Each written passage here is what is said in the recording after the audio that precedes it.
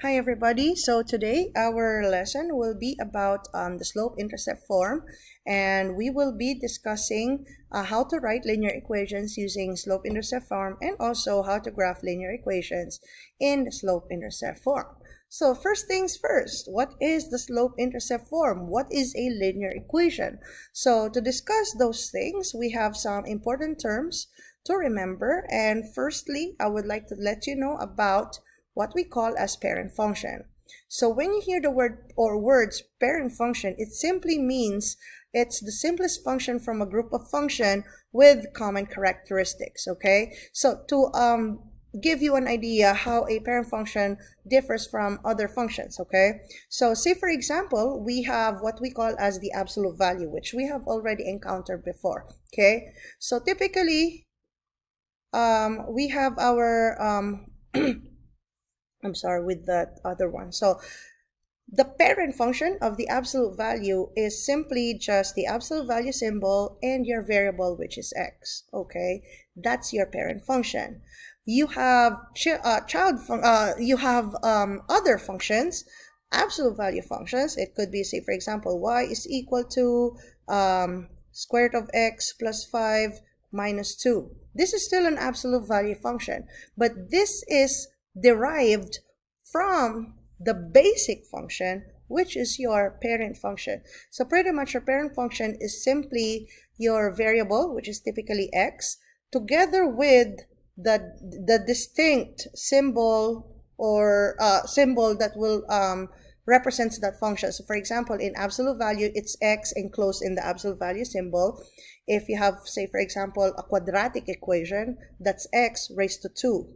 Okay, raised to 2. If it's a cubic function, it's x raised to the third power. Okay, but if you add other numbers or other parts of the other extra parts on it, say for example, in this case, you have the plus 5, you have a minus 2, that's already a variation, a different way of deriving a different function. Okay. So one of the most basic parent functions that you will learn is what we call as the linear function. And it's very easy to remember a linear function because it is just simply y is equal to x. Okay, no other number, no other symbols in there. You have just x in there. It has no exponent. Well, technically there's an exponent of 1, but it's invisible in there. Okay, you do not have any exponent other than 1. You do not have any weird symbol. You do not have a radical, absolute value symbol, those things. Okay, so whenever your variable has an exponent of 1, that is a linear function, which means if you graph it, it's just a straight line. All right. And so when we are talking about linear functions, there are different ways on how you can write those equations. And our focus for today will be using the slope-intercept form.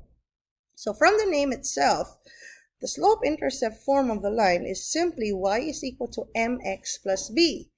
Why is it called the slope-intercept form? Because from the equation itself, you can already know what is the slope of the line and where is the intercept, okay? So from y equals mx plus b, m is your slope, okay? So remember the number that is attached to your x variable, that is your slope, all right? B, on the other hand, is that other number, okay? So it could be a plus b, sometimes it could be subtracted another number, okay? This is your y-intercept, okay? And this is a point that is always found on the y-axis, okay? Because this is where, okay, so what is a y-intercept? So intercept, it met, okay? So imagine it as the point wherein the graph crosses. So if you have a straight line, it crossed your y-axis. Where it crossed the y-axis, that is what you call as the y-intercept, okay? So let's identify, let's see if you're given an equation, can you identify what the slope is or what is the intercept of the equation, okay? So here we have y equals 5x minus 2. So remember, slope is always with with the x, okay? That's the number together with x. Y-intercept, that's the other number that you will see, okay? That's the other number. So we know that the pattern will always be y is equal to mx plus b. And from here, you know that 5 is attached to x, which means our slope is going to be equal to 5. The other number that we are seeing is a minus 2, which means this is a negative 2. What does that mean? On your y-axis, the graph will pass through the negative 2 point, okay? And so your y-intercept is going to be at 0, negative 2. Miss, where did 0 come from? Remember, the y-intercept is on the y-axis. And what is the x value of any point on the y-axis? It's always going to be 0, okay? So that is how you can find the slope and the y-intercept from a given equation. So why don't you try to this one on your own? Give me the slope and the y-intercept. Go ahead. So again, straight to the point, the number together with x, that is your slope. And so the slope is negative 1/2. And the other number that you see in the equation, which is positive 2/3, that is your y-intercept, okay? So this time, what if we do the opposite, okay? You will be given the slope and the y-intercept, but now you have to write the equation, okay? So here we have to write the equation wherein the line has a slope of negative 4/5 and it has a y-intercept of 7. So remember, what is the slope-intercept form? It should be written as y equals mx plus b, okay? Again, between this, you don't have to worry about y, you don't have to worry about your x. All you need to replace values of will be your m and your b. And between these two numbers, m is your slope, all right? So here, all you need to do is put in negative 4/5 in place of the m. So you will have y is equal to negative 4/5, okay? X is that variable, and then your y-intercept is the b, okay? That is your y-intercept, and it says here, and you can see here that it is a y-intercept of positive 7, and so it will be a plus 7. And so the equation of the line is negative 4/5x plus 7. All right, as simple as that. So try this one now on your own. Go ahead. Let me just adjust this very quickly. Let me remove this so you can see. You have a slope of 2/3 and a y-intercept of -1. Go ahead. And so just simply replacing the slope m with 2/3, and then your y-intercept will be replaced by -1.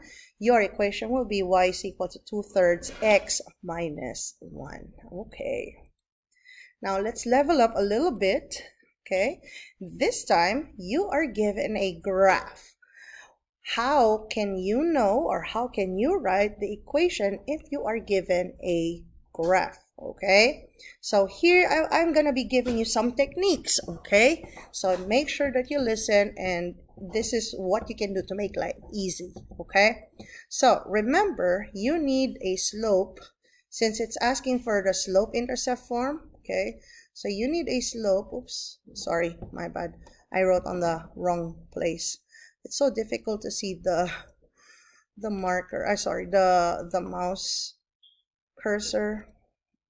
But anyways, okay, so our slope, now I lost it again, there it is, okay. So remember, m is the slope, okay? And what do we know about slope? Well, we know slope as the rise over run, okay? Which means we're gonna need 2 points to identify the slope, all right? Now, how can we choose which point it is? Well, you are already given 1 point that you can easily identify. Which one is that? The y-intercept, okay? Your b will always be on the y-axis, okay? Remember, the b is on the y-axis. So if you take a look at your y-axis, you already have that point, and it's this point here. It intersected, the line intersected at this point, and this point is 0, -2. So we already know, so remember, our pattern will be y is equal to mx plus b. Okay, that's the pattern. So from the graph itself, we already know that we have something that is a -2. So this will already be a -2, that b. So now we do not know what is the slope, okay, because we still need the slope. The x is just there. So how can we find the slope? Remember, you need 2 points. You already have 1 point that is on your y-intercept. So what you need to do is look for another point that is on a distinct location. And if you will try to see here, you got several choices. You can choose this point over here.